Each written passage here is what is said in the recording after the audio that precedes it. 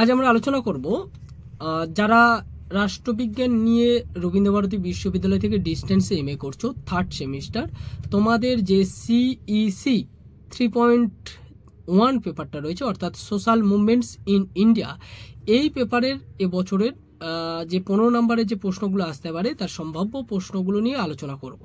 তো তার আগে বলে রাখি, তোমাদের জন্য আমার এই চ্যানেলে কিন্তু সিসি 3.1, সিসি 3.2 এবং সিসি 3.3 এই তিনটে পেপারের সাজেশান দেওয়া হয়ে গেছে। যারা দেখোনি তারা দেখে নাও।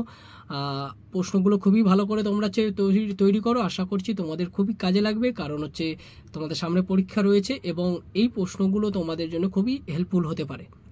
তো দেখো তোমাদের জন্য কি কি প্রশ্ন রেখেছি, পুরো প্রশ্নগুলো ভালো করে দেখো এবং বোঝার চেষ্টা করো।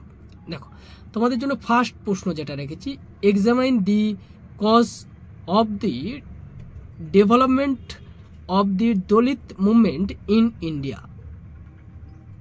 সেকেন্ড প্রশ্ন, analyse the dynamic of Dalit movement in India. পরের প্রশ্ন,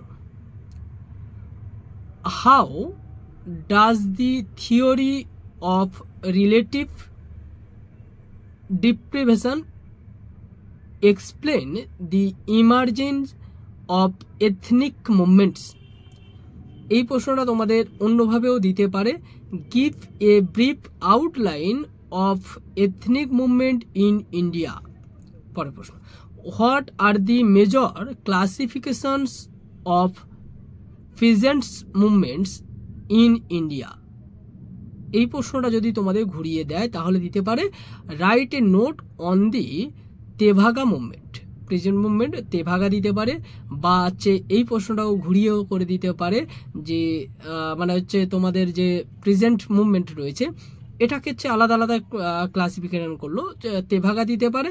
আবার বলে দিতে পারে যে analyse the contribution of the Telangana movements to the present movement in India, এইভাবেও দিতে পারে। পরের প্রশ্ন, discuss in details the major types of trade union movements in India.